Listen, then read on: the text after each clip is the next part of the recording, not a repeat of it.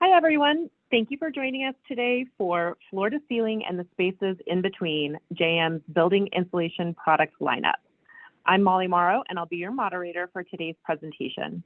Before we begin, I'd like to quickly go over a few logistics. If you have any questions or concerns throughout the webinar, you may submit them at any point during the presentation via the Q&A or chat feature at the bottom of your screen. We will address these questions live at the end of the presentation. Also, just a quick disclaimer, the information provided in this webinar is not to be used as a substitute for professional engineering design or documents required by building code, contract, or law. Please refer to the manufacturer-specific application guides. Additionally, we will follow the webinar today with a survey. This is your opportunity to provide us with feedback on how we did today, ask any additional questions you may have about the topic of the webinar, or suggest new topics for webinars you'd like to hear in the future.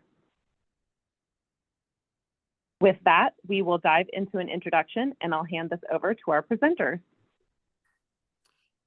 Thank you, Molly. Hi, I'm Tom Calzavara. I'm the Senior Manager for Spray Foam Technical Sales. I've been with Johns Manville for 39 years.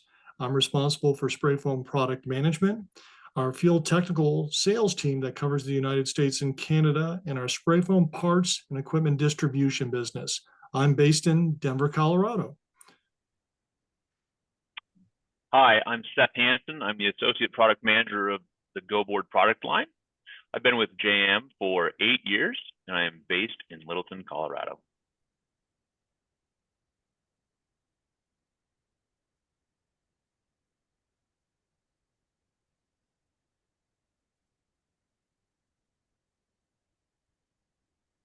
Sorry about that. Eric Dake, Product Manager for the products you can see on the screen. I've been here for 22 years, and I'm also based in Denver. And I am Ashleigh Denman. I am the Product Manager for Fiberglass bats and rolls, as well as Insole Shield. I've been at JM a little over 8 years, and I am also based at our world headquarters in Denver, Colorado.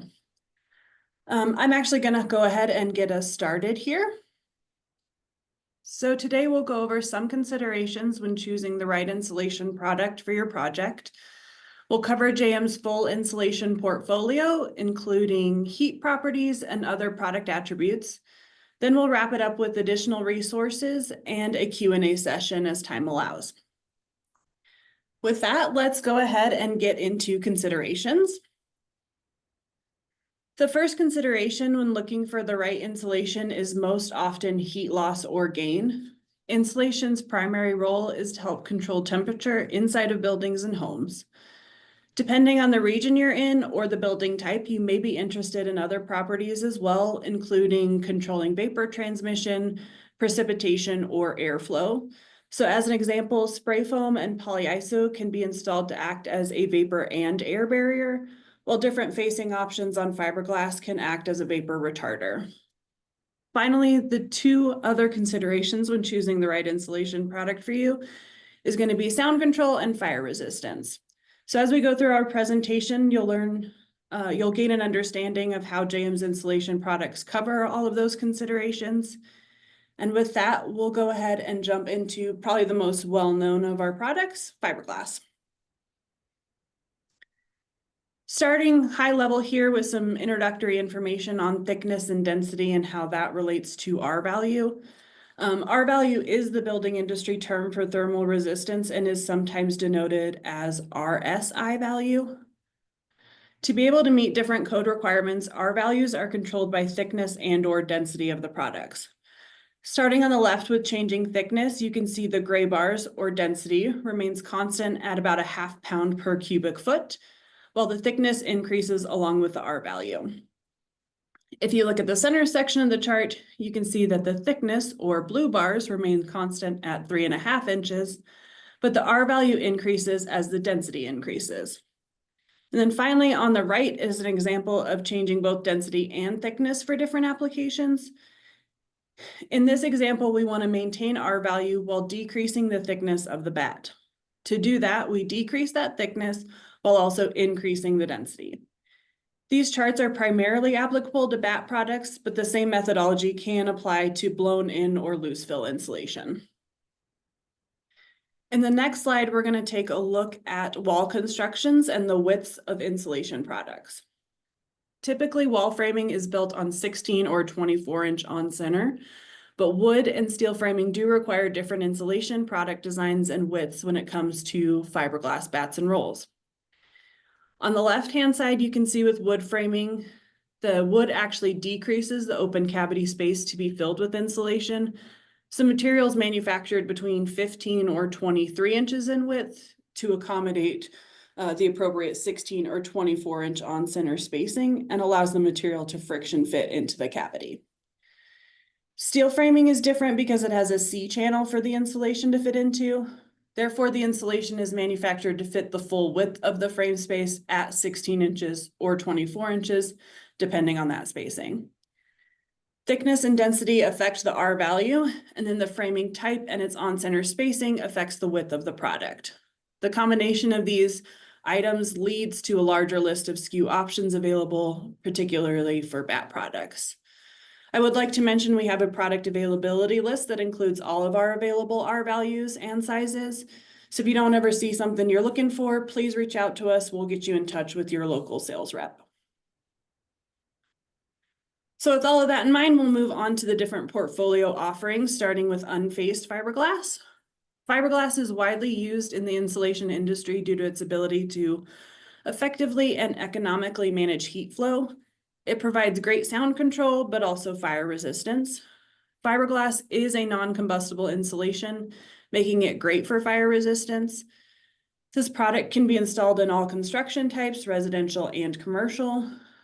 We have a wide range of R values for the US and RSI values in Canada to meet specific climate zone requirements, building application requirements, or step code changes. Typical sizes are available for wood or steel frame studs. So both unfaced and craft faced bats are the most widely used products in the industry. Craft facing is also called a paper facing. It's an ideal economical vapor retardant facing. However, it is important to note that because it is a paper facing, it is combustible and cannot be left exposed. It doesn't have an ASTM E84 surface burning rating. Therefore, it can only be used in IBC 3, 4, and 5 construction types. Availability of this product is very similar to that of unfaced bats, except in Canada where it is not available. We do not offer any pre-faced insulation in Canada. Next up is our foil-faced fiberglass. Foil facer is another vapor retarder facing for bats. Like craft, it may not be left exposed and must be covered with a gypsum type board. It can be used in IBC 3, 4, and 5 commercial construction types, but the primary difference between craft and foil is its ASTM E84 surface burning characteristics. Foil-faced has a flame spread rating of less than 75 and a smoke development rating of less than 150.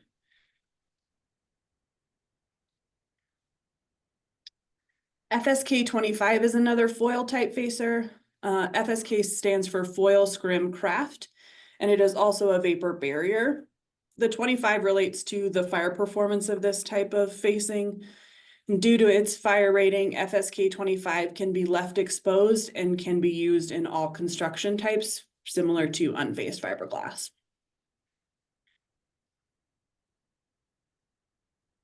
Comfort Therm is a poly-encapsulated faced product. This product was designed primarily for the comfort of the installer, hence the name, comfort for the installer, Comfort Therm. The encapsulated facing provides a barrier between the fiberglass and the installer, making it very easy to use. The facer limits the itch effect that fiberglass can sometimes have by creating that barrier. The ends of the bats or rolls are left exposed, as seen in the picture on the right, so it doesn't completely eliminate the potential for itch, but it does reduce it significantly. Comfort Therm can be left exposed, except in applications where UV exposure is possible. The facing acts as a vapor retarder, much like craft face products. However, Comfort Therm is fire rated and can be used in all construction types. And then Cavity Shield is our final bat product. It is an unfaced, non-combustible fiberglass bat designed for use in multifamily construction for those concealed spaces between floors. We actually had a pre-submitted question about an alternative to blowing wool in a net and blow application. This is our solution to that. So NFPA 13 is the fire rating that allows the use of non-combustible insulations in these concealed spaces. So by filling these spaces with non-combustible fiberglass insulation, building owners can eliminate sprinklers in this space and save on material and maintenance costs. While Cavity Shield is also then a benefit to our contractors. They can save time and money when installing this product over blown-in fiberglass insulation. At the bottom right there, you can actually see our time study comparing the application of the net and blow fiberglass with the Cavity Shield bats. This is also available on jm.com. So to wrap up our fiberglass bats and rolls section, we'll talk a little bit about specification compliance. So on this slide, you'll see our specifications for US products. Listed here are the typical tests determined by ASTM C665 and are third-party tested at Underwriters Laboratory. Our fire testing shows flame spread at less than 25 and smoke development at less than 50 for unfaced, Comfort Therm, and Cavity Shield products. JM's fiberglass insulation is formaldehyde-free, and that's evidenced by our VOC emissions column towards the middle right. And then finally, as previously mentioned, our fiberglass insulation is non-combustible, and you can see that detailed in the last column of this chart. In Canada, specification compliance is determined by ULC S 702.1-21. And as I mentioned previously, we don't offer any pre-faced products in Canada, so all of these are unfaced. This test method includes a wide range of different test methods inside of it, including many of the ASTM methods you saw on the US slide. So for example, ASTM E84 showing a similar fire resistance. It is formaldehyde free based on those VOC emission results. And then finally, detailed in that far right portion in terms of fire resistance, it is non-combustible like our other bat products. Fiberglass insulation is effective at thermal control, sound control, has great fire resistance, and is formaldehyde free. It's the most widely used thermal insulation due to its versatility and its economic viability in both the US and Canada. And then last slide here for me is Insole Shield. These products are a semi-rigid roll or rigid board, primarily used in curtain wall, metal panel, or acoustical applications like theaters and dark rides. I'm very excited to talk about Insole Shield today as we have a new look. So based on feedback from our customers, we have developed a black core board to go along with our previously offered black core rolls, making this product even more ideal for its current application market. So the black core and black matte facing makes an ideal backdrop for theater screens, eliminating concern about backscatter into the viewing area. Insole Shield has a higher density than fiberglass bats, and they come unfaced, FSK faced, or black matte faced. These products have great fire performance characteristics, and they come in a 3-pound density for boards and a 1.5-pound density for the rolls you see in the bottom right corner. So the new look of our Insole Shield is expected to launch and be available for shipment in the 4th quarter of this year, 2024. And with that, I will turn it over to our Senior Product Manager, Eric Dake. Thank you, Ashleigh. So continuing with fiberglass, not only do we have the bats and rolls products that Ashleigh covered, but we also have loose fill fiberglass products as well. Our main products in this space are Climate Pro, which is the branding that we typically sell into the pro contractor and pro distribution businesses. And we also have attic protector, which is more for a retail situation where a DIY user would want to use this in their home's attic. Roughly 90% of the material that we sell in this space ends up going in attics, but you can also use it in walls, which we will talk about in a minute. You can see in the diagram to the right, typically how this is installed. There is somebody filling a hopper in the back of that truck. It goes through a hose and up to an installer in the attic. This product's available in both US and Canada, and you can see the coverages on the screen as well, but there's a variety of R values that can be achieved with this product depending on the thickness that you blow. And I would encourage you to go to jm.com to see any details for whatever R values are appropriate for your area. So as I said, most of this stuff goes in the attic, but we can also put this material in a wall behind netting. And part of using this is this new product, this new tool that we have, our pressure gauge. Before we launched the pressure gauge, the only way to tell if a wall space was properly insulated was by feel or just experience. This caused issues with inspectors and contractors alike, who were sometimes overblowing these cavities or underfilling them and getting in trouble with inspectors. So now that we have the pressure gauge, as you can see on the screen, you push that against the insulation after you've cut a hole. The plunger will tell you exactly what R value you are at. So this is a tremendous tool that we've just launched this year for our contractors, and it's been helping our customers navigate inspections. So I would encourage you to check that out. Sticking with the walls, not only do we have our Climate Pro for the walls, but we also have Spider Plus. This is installed much the same way, but it has a specialty nozzle, which you can see at the right. And it gets installed with a fine mist of water that helps keep the materials, the fiberglass material in place, and they all lock together. So moving away from fiberglass, we also have our mineral wool product line. So while fiberglass is made from molten glass, our mineral wool products look very similar, but they're made from molten rock. So because they're made of rock, they have a much higher melting point than our fiberglass materials do. And because of that, mineral wool is typically used where fire is a major consideration. It does a very good job thermally, but so does our fiberglass. It does a great job acoustically, but so does our fiberglass.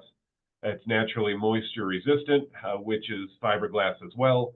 But the area where mineral wool really excels is with its fire performance, and that's typically where it is used. So getting into some of our product offerings, starting with the residential side of things, we have our temp control product. Temp control is used where R value is a consideration, so this will go in your exterior wall spaces. We have R values of R15, 23, and 30, and as well as we have 16, 22, and 30 in Canada. And while this is a primary focus in our residential space, we also have sizes for steel stud construction as well. Our other residential product is our sound and fire block, and this will go in interior floor and wall spaces to help mitigate sound and, again, the fire performance that I mentioned previously. And in the interest of time, I will kind of skip over some of the specification things, but again, I would encourage you to go to jm.com. We have all of the pertinent specifications for both the US and Canada for whatever you need. So again, when I think about mineral wool, I think about fire performance. And because of that, most of the mineral wool that we sell goes into the commercial space. The biggest seller that we have in the commercial arena is our SAFB, or our sound attenuation fire bat. This is used in interior walls, floors, and ceilings in commercial construction.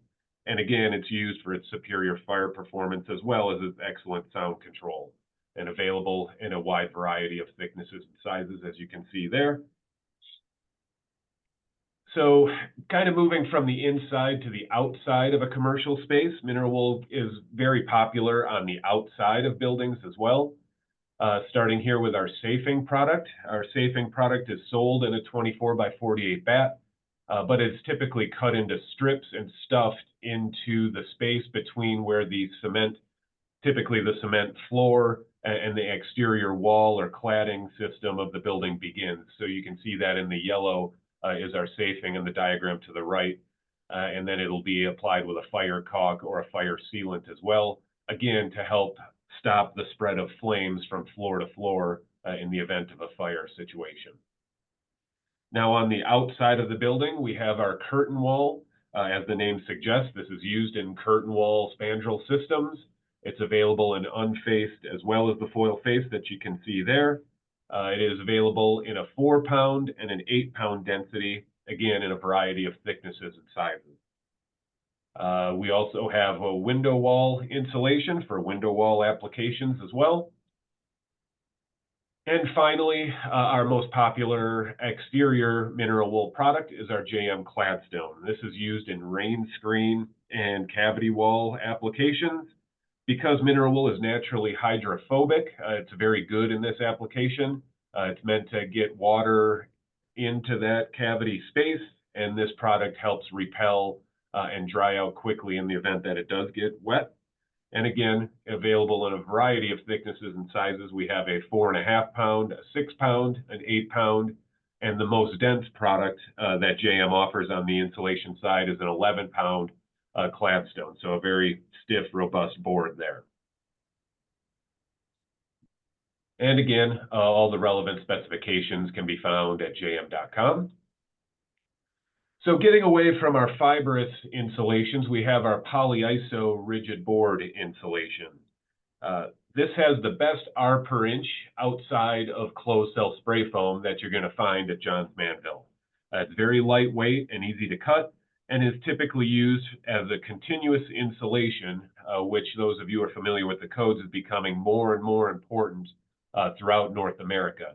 So this will get installed on the outside of the building and helps mitigate the thermal bridging that you typically see with all of the wood and steel studs in typical construction. Another benefit of our Polyiso is that it can be used as your water-resistant barrier and air barrier.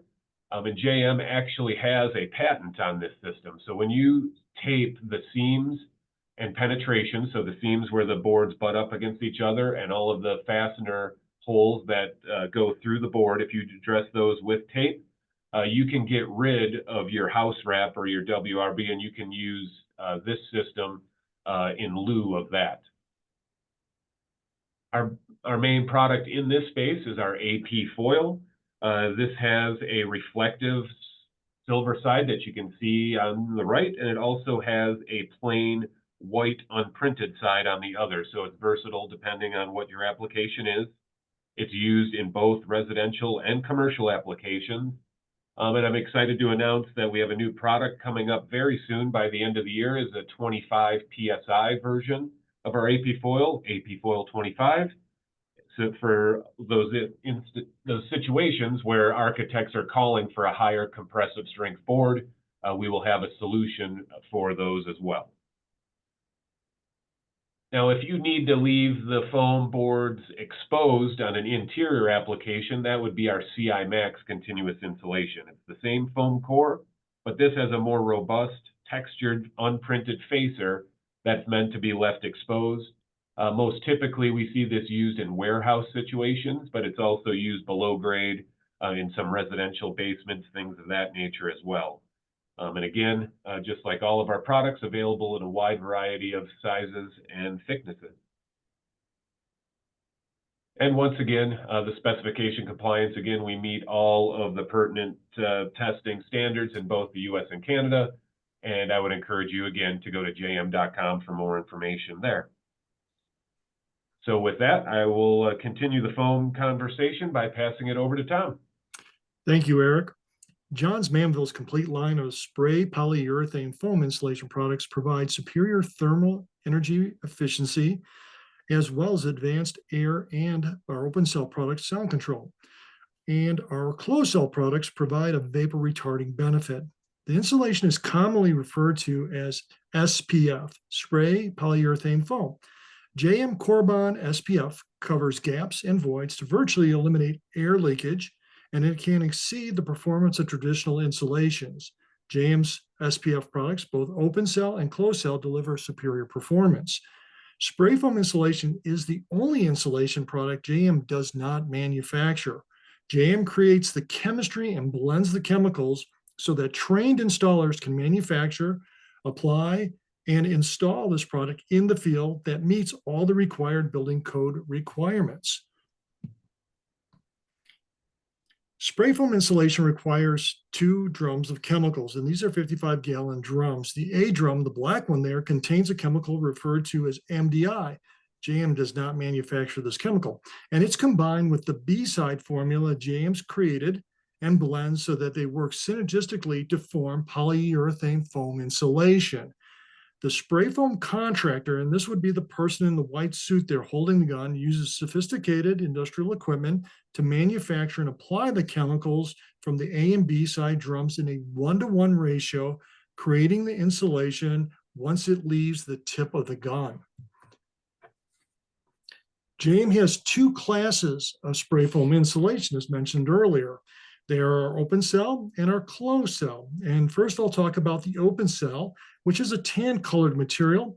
It has a similar R value to fiberglass. It insulates around 3.8 R per inch, and it does ear sealing all in one time.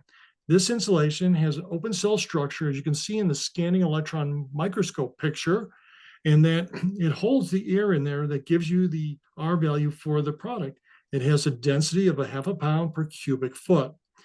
Open cell spray foam is typically used in warmer climates. And when we look in the United States, it's south of the Mason-Dixon line.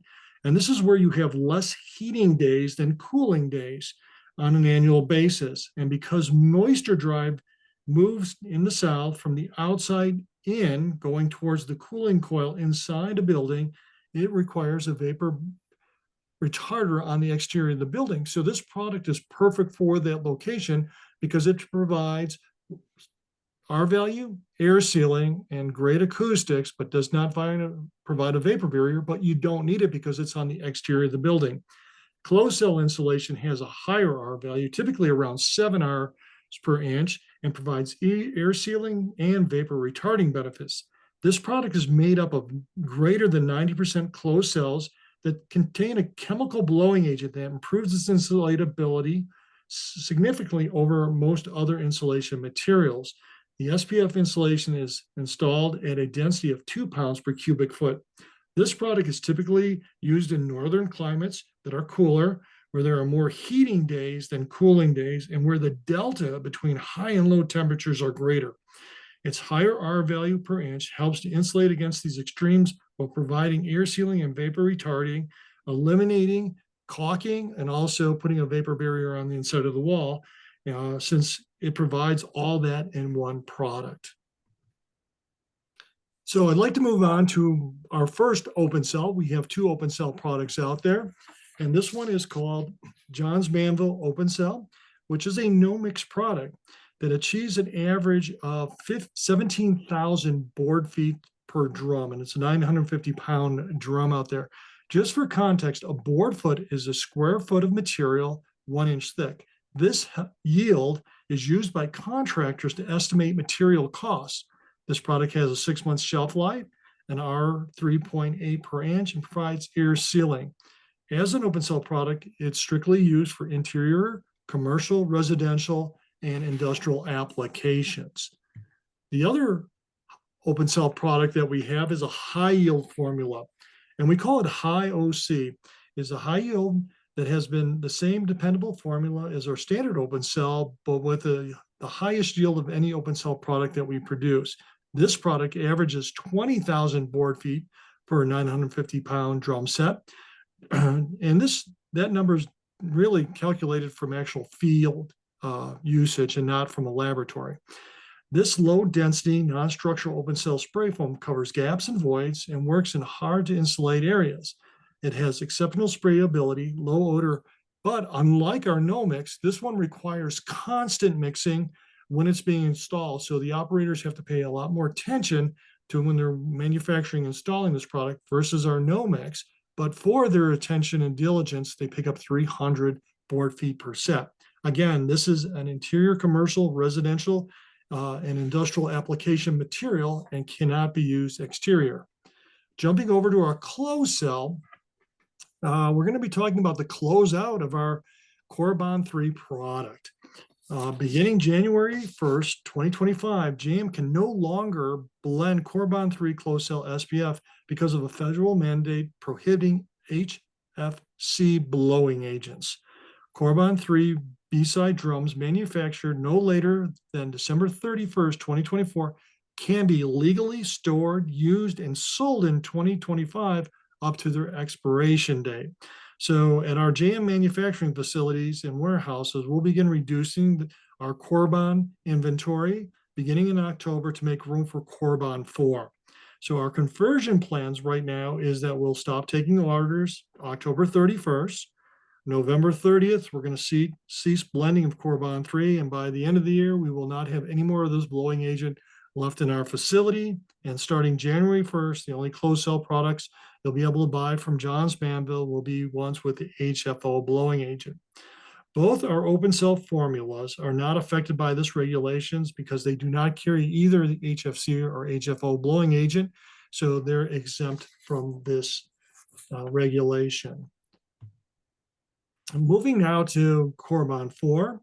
Now this one will be blended with the federally approved HFO blowing agent, and this is for both Canada and the United States, and it will be replacing Corbon 3. This closed cell SPF formula has a 4-year production history. It has been commercially sold in Canada and the United States in states that required this new blowing agent prior to the U.S. federal requirement.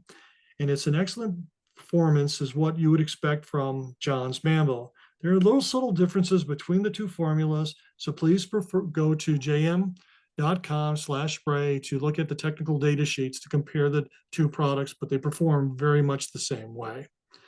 Moving now into our field technical organization, JM provides free technical services for any contractor manufacturing and applying Corbon SPF chemicals.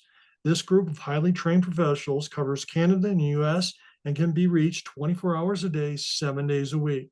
This team is online, on call, and on site. JM provides free Corbon SPF certification, which requires installers to hold a recent American Chemistry Council high pressure safety card. They must pass a JM online exam and a field examination. JM also provides a free 2.5-day advanced spray foam course at its Littleton, Colorado Technical Center, where applicators get hands-on experience in troubleshooting when it comes to common equipment problems, and they come to understand the why behind the how of manufacturing and applying spray foam insulation, so they can do it safely, productively, and with high quality. And wrapping up, my last slide is regarding our spray foam parts and equipment distribution business that supports our customers with exceptional troubleshooting advice and a complete line of products that cover all the equipment found in an SPF rig or truck. Graco, the leading manufacturer of spray foam insulation manufacturing equipment, last year recognized JM as a top 20 distributor. JM's field technical sales representatives are all Graco master technicians. What I'd like to do now is turn it over to Seth so he can bring us home. Thanks, Tom, for that great overview of our spray foam product line. Now I'd like to turn towards GoBoard. It is the one product that Johns Manville offers that is to support some of the most beautiful work in any building project. And that is our GoBoard, that is a tile backer board. It's an ultra lightweight tile backer board. It's easy to cut, handle, and install with built-in waterproofing. It has a high-density polyiso foam core. It's coated glass reinforced facers specifically designed for tiling applications. It will help tile and thin set adhere to the board quickly. It's exclusive of JM technology throughout. The person who invented the board still is a part of the team. And it's a patented product. There are other foam boards out there that are polystyrene foam board, but GoBoard is polyiso, and that gives us a higher compressive strength. At ½ inch, we're 250 psi. Polyiso is typically about 50 psi.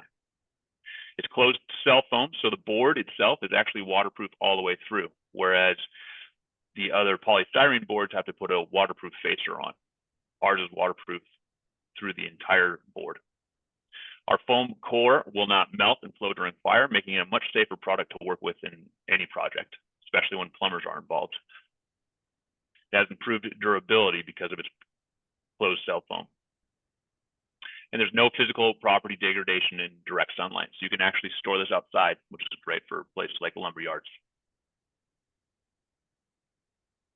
Contrasting our GoBoard with cement and gypsum boards, even though our board is more expensive than a gypsum board or a cement board, our board saves you money through time and extra products.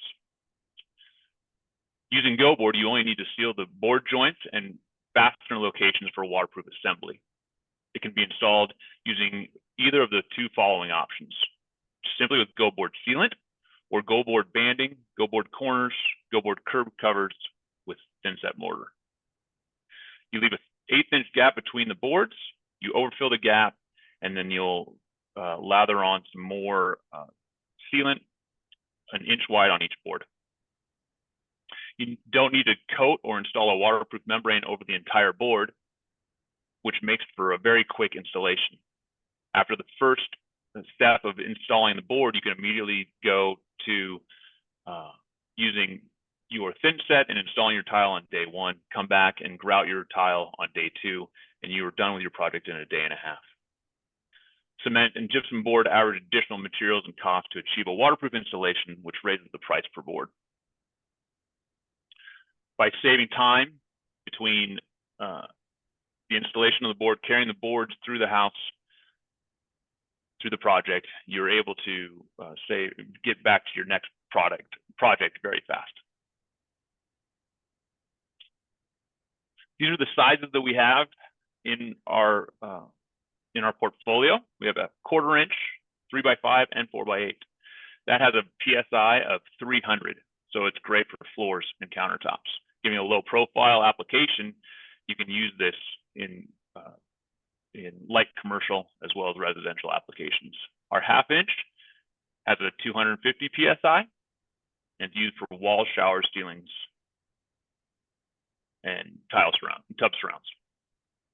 What's great that I do want to point out is our new product size is a 4x64. Being 64 inches, it's divisible by 16, making for less cuts, less seams, quicker install, and much less waste. It's a great product at a great size. Our 5/8-inch board is great for transitioning from GoBoard to drywall, and is a very helpful product size. 1 inch and a half, and 2 inch are great for walls, benches, shelves, tub surrounds, vanities, and countertops. Those are great sizes for us and for the installers. We do also have a shower system that is getting great traction within the industry. Our product has doubled in sales this year, so people are starting to see the value of it. With 4 wedges, curbs, and a drain kit, you can walk into any job and do a field form shower pan kit. No other tile backer board company has a field formed kit like we do. And so regardless of where the plumber put the drain or what you needed to do based on the installation, you can walk in the day of your tile job and not have to worry about where your drain is. You can install it in the field. And again, in a day and a half, you can have your shower and your shower floor and your walls installed quickly, and move on to your next job as fast as you can. Lastly, I want to bring your attention to our GoBoard Pro board. It's a 1/2 by 4x64 as well, and this is again a great size. The GoBoard Pro board has a polyester facer versus a fiberglass facer. It's a scrim, so it actually makes it even stronger. So instead of 250 PSI, it's 300 PSI. It's steam shower approved, which is very helpful in the growing benefit and value that people are looking for in steam showers in many larger houses and bathrooms. It's even lighter than our standard GoBoard by 2 pounds. With the scrim, you only have to do 12-inch screws every 12 inches, which makes for, again, a faster install. Being divisible by 16, the 64-inch board makes for less waste, less seams, less use of sealant, and again, a faster install and actually a more economical install. There's less scoring and less sealant used in most projects. And that's what we bring new to the table this year with our GoBoard Pro board. Encourage you to check that out. With that, I'd like to hand this back over to Molly, our moderator, for additional resources. Thanks, Seth. Thank you all. Before we get into some questions, I would like to take a few minutes to go through some additional resources that we have for you. First and foremost, we maintain all of our informational resources on an online portal called The Source. You can get to this via jm.com, or if you scan the QR code to the right, it will take you to this online page. This is where the webinar will be posted within the next few days, and you'll also have access to our other recorded webinars, blogs, product documents, trainings, and tools. Also, for additional resources, I encourage you to follow us on our building insulation social channels. We provide a wealth of information resources on both of these.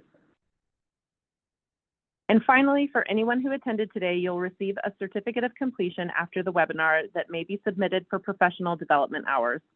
This will be sent to you via email and should be in your inbox by next week. Again, a recording of this webinar will be posted on The Source within the next couple of days. When it becomes live, we'll send you a link for direct access. So if you missed any part of the presentation or feel the content might be relevant to a colleague, you'll be able to access it on demand. And with that, we'll take it into some questions. We have a lot of questions today, so we're going to do our best to get through everything. We have a good amount of time left. So I'm just going to kind of jump back and forth between questions that were submitted during the webinar and ones that were pre-submitted. So let's start. This would be for Ashleigh. Why does Canada prohibit faced fiberglass insulation? So there's a little history there, but the basic reason for that is that it's no longer part of the Canadian code. So craft paper specifically is a vapor retarder, and most Canadian code requires an actual vapor barrier. So it's typically added after the initial bat install where that is applicable. Great, thank you. Next, let's talk about the stability of spray foam, control of foam parameters using spray foam for coating. Tom? Yes, so let's kind of, when we're looking at spray foam insulation, it does have to be manufactured and applied correctly. So all the chemicals need to be at the right temperatures, and the same, the settings need to be there too. So once the product's installed, it's basically a polyurethane plastic within seconds.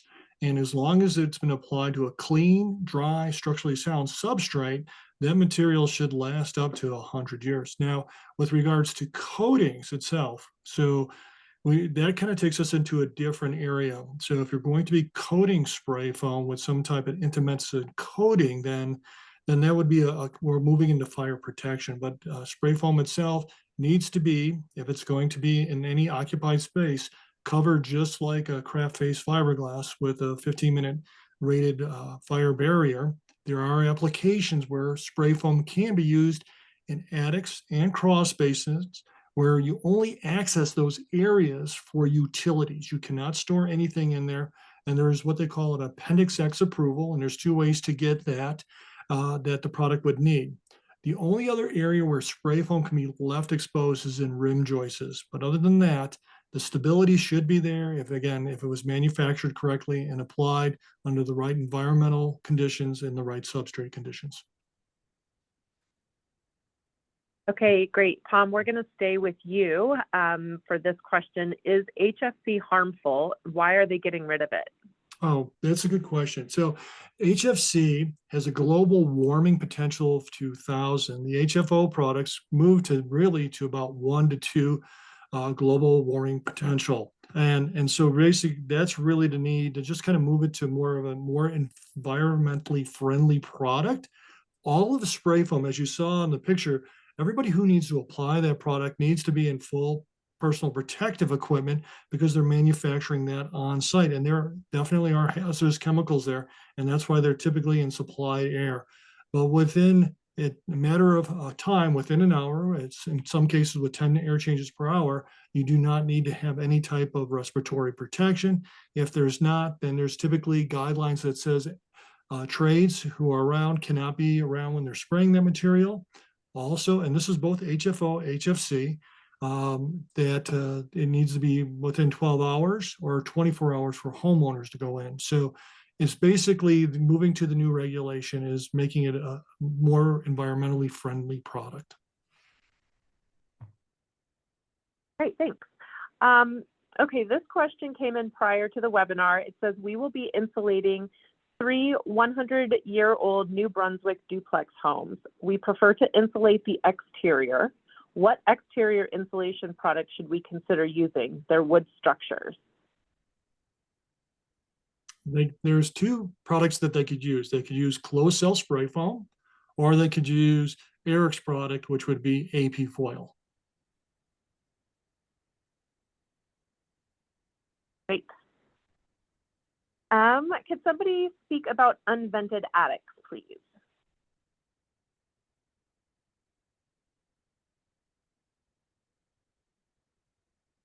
Anyone want to speak about unvented attics? I'll jump in on that. Unvented attics. So that's kind of a big topic here, but the concept behind unvented attics would be that you're now bringing the attic into the conditioned space.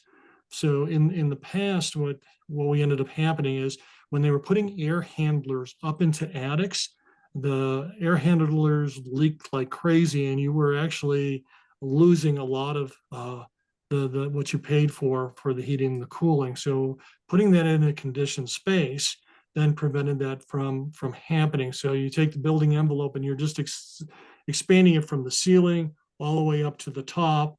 And now you are still bringing in fresh air specifically now and exhausting that air out at ports. Okay, so it's not like when we say it's unvented, it's really engineering control ventilation versus just letting it come in from the eaves.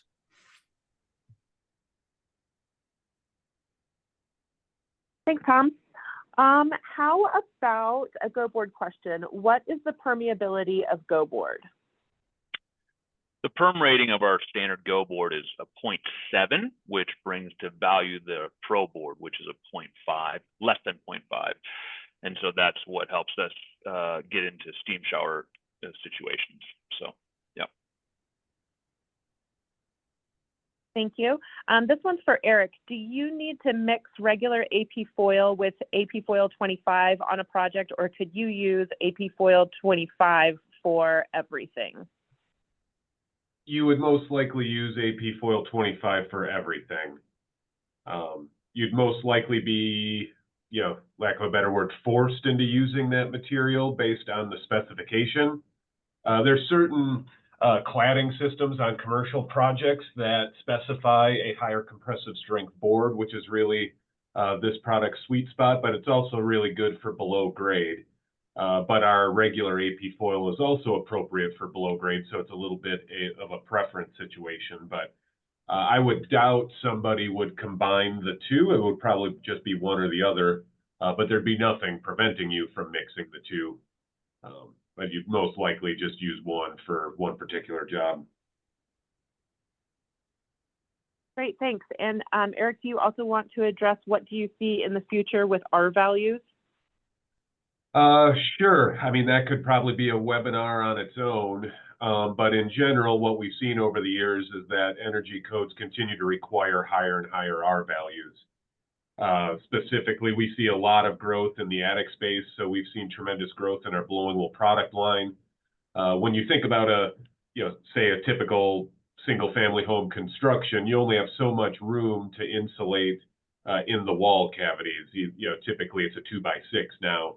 So you can only get so much insulation rating in those cavities. So if you're going to increase the energy efficiency of your home, the places you would look to add additional insulation in R value would be the attic. So that's more blowing wool insulation typically at a higher thickness. or you start getting into requiring spray foam instead of fiberglass due to the higher R per inch. And then that's where continuous insulation comes into play. So our AP foil products being the prime example of that.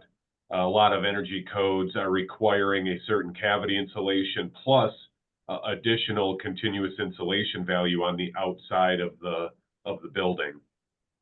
So we see energy codes continuing to require more and more insulation, and it's probably unlikely that those are going to regress anytime soon. So those changes are most likely here to stay, and we'll probably continue to get more and more in favor of greater energy efficiency. Thank you.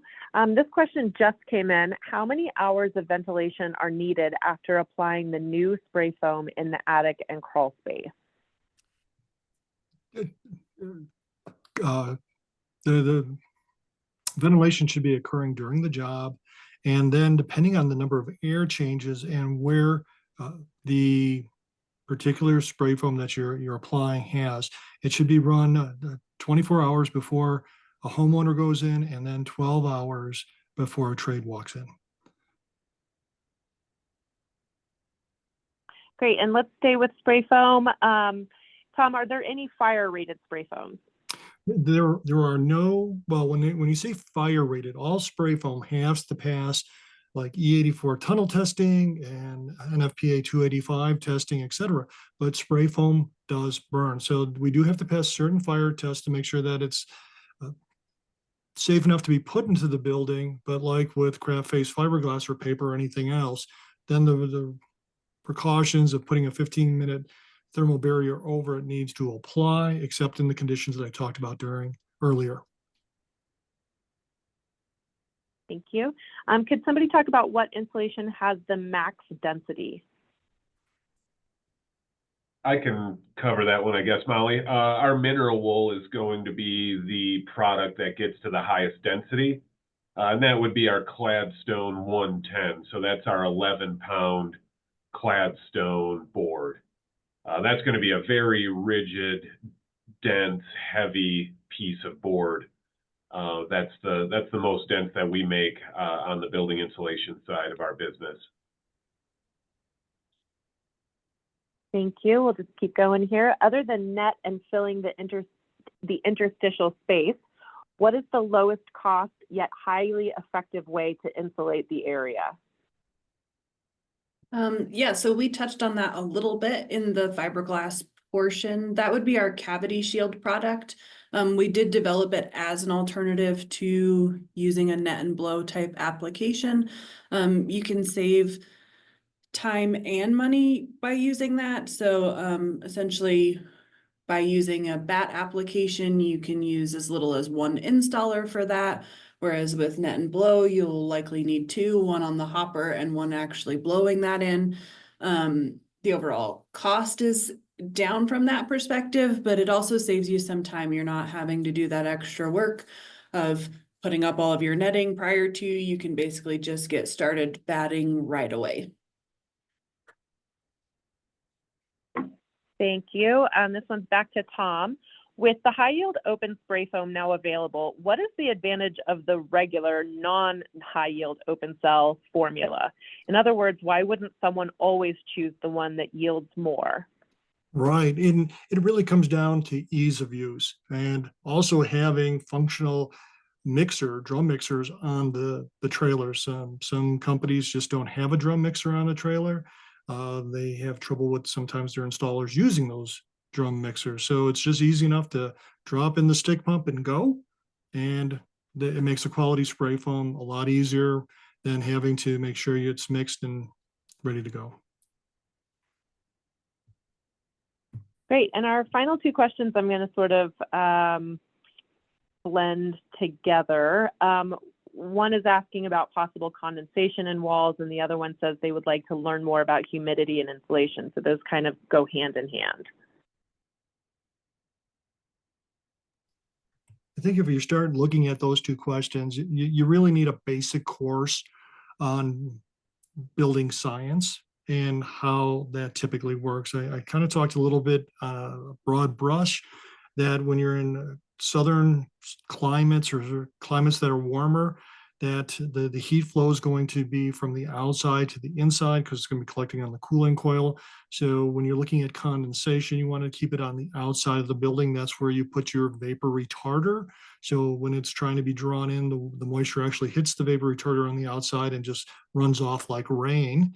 And then up north, again, it's a little bit different because we drive from the inside of the building to the outside. So typically what you want to do is have enough R value in the wall and the vapor barrier on the inside to prevent that moisture from getting in contact with any type of the wood, because that'll prevent it from rotting. And so kind of following those simple basics kind of get you there, but to really, there's a whole science behind all of that.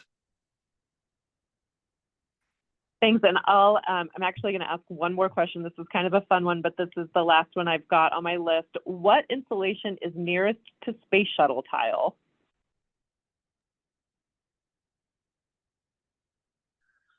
I mean, that's probably going to be our mineral wool products, but that's a bit of a leap. I wouldn't feel comfortable putting my stuff on a space shuttle, that's for sure. But when it comes to the fire performance, that would be the material that would likely be closest to that. But yeah, we don't offer something on the building insulation side that would be of that caliber. Great, thanks, Eric. Okay, that's all I've got. Thank you so much to everybody who attended today. If you have any additional questions, please don't hesitate to reach out to us directly or via the survey that will pop up on your screen directly after the webinar. Otherwise, take care and enjoy the rest of your week and your holiday weekend.